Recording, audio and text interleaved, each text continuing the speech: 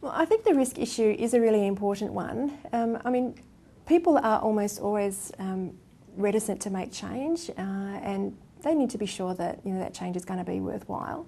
Particularly because you do have really strong industry associations now, and you have got good levels of member satisfaction. So we really need to be able to demonstrate that the change is worthwhile.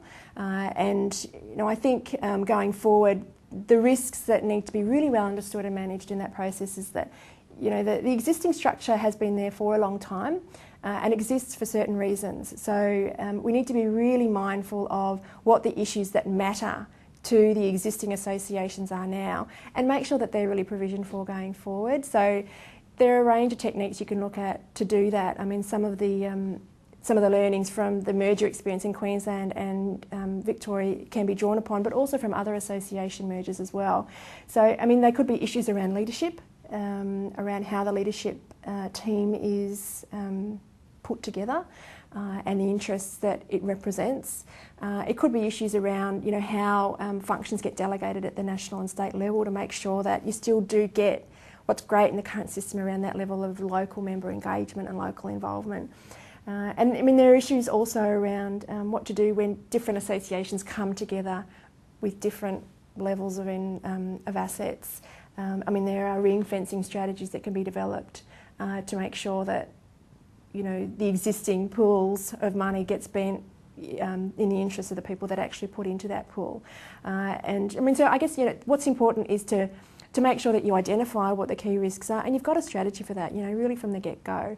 And the key things are going to be around leadership, and they're going to be around representation, as well as the procedural things around, really what to do with that level of investment. And the other thing that I think is really important in terms of risk management is performance management.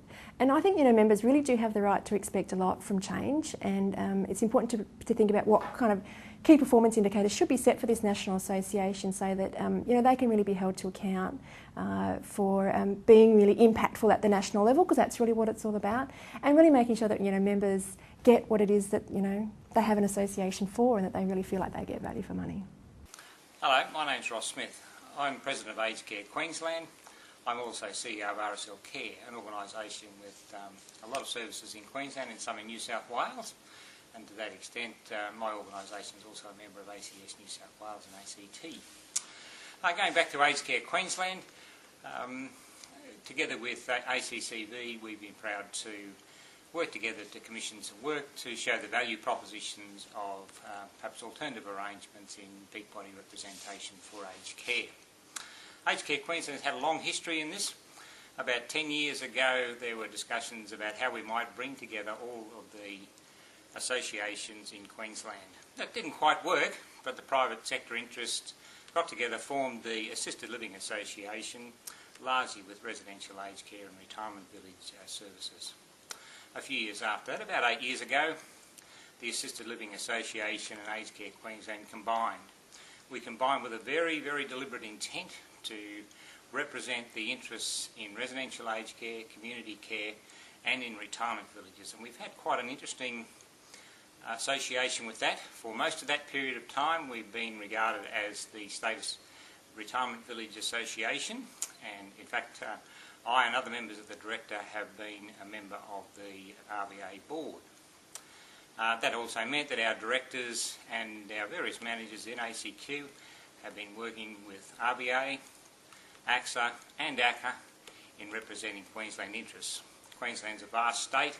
I love to tell people that it's actually quicker to fly to Melbourne than it is to Cairns, and when you get to Cairns there's still a third of Queensland to go. So we have a vast state and we represent those interests quite well.